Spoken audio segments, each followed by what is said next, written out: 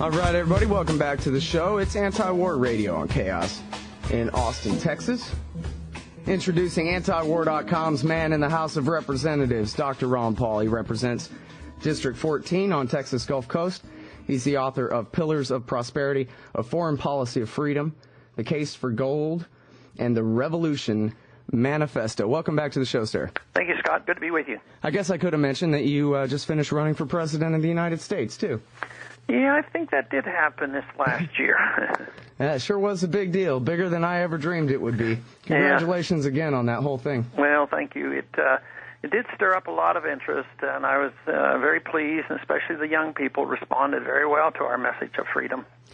Now, one of the terms that you threw around in that campaign that I think most people probably weren't ready for was the term empire. And I guess it used to be when I was a kid, no one ever took it seriously when someone called American empire because that's what the Soviets said about us. And so it was kind of, you know, the kind of thing that a communist would say, but not necessarily true. And yet you used that term quite a bit, and it seemed to go without saying to you that America's not supposed to be an empire. So what exactly does that mean to you, that America is an empire, and what's wrong with America being an empire, sir? Well, I guess it's the opposite of what many of us believe a republic ought to be all about, and I think Cicero had something to say about the Roman Republic versus the Roman Empire. He, like many of us, believe that governments should be small and they should be local. It should be representative government, and the government's authority should be minimal, but it should not be designed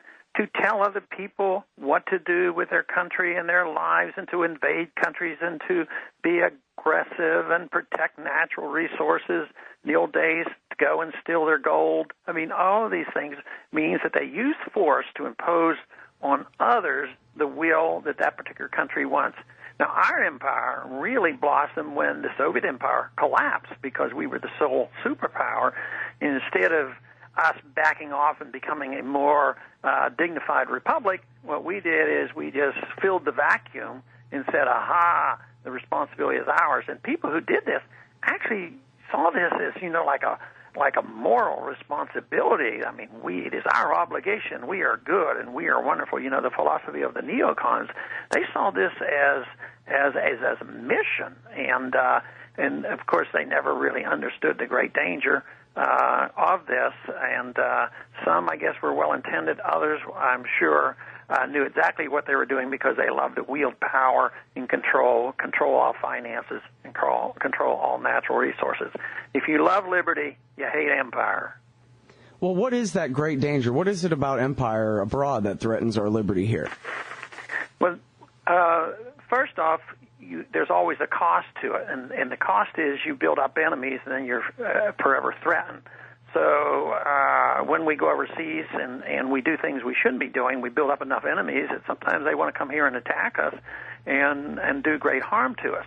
The other great harm is that there's an economic burden, that there's a great cost. Empires end for financial reasons, as the Soviet Empire ended. And Osama bin Laden understands this. He wanted to drag us over to the Middle East because he says, we'll destroy you because you will eventually go bankrupt. And, of course, probably one of the most important reasons to not want empire is an attack on personal liberties because of the nature of empire, where you need to use force, you need to confiscate more wealth from the individual, and you are always under siege, so to speak. The people get frightened and say, aha, we're under threat, so therefore, to be safe, you have to give up more of your security and more of your freedom in order to be secure. And certainly that has happened wholesale since 9/11. So the loss of personal liberties is the number one, and then along with that, we become a much poorer nation, and then you become more vulnerable to outside military threats as well. So on the financial costs, it really is the kind of situation where, without question, it's a net loss to this country. We're not going and looting everybody's gold and ultimately profiting from all this imperialism. Everything goes out and nothing comes back, like Garrett said.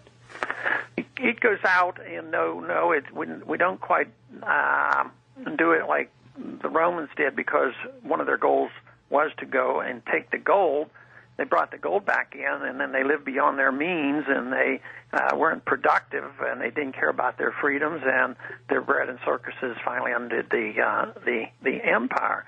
But morally, it's the same thing. We go over the gold today is to have a pipeline through Afghanistan, to send the pipeline through Georgia, to control a dictator in Saudi Arabia that will be friendly to make sure that we have a free flow of oil that may be below market price. So it's on and on. It's sort of a remnant of the idea of mercantilism, that you can't exist as an independent nation because you have to have control of your natural resources.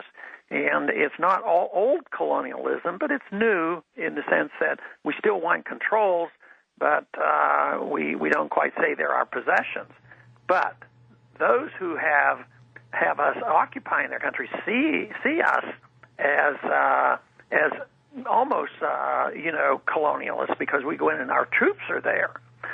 So the result is always the same, that republics can't exist unless we have this control of natural resources and have this power that is overwhelming and can deal with any threat outside. Mm-hmm.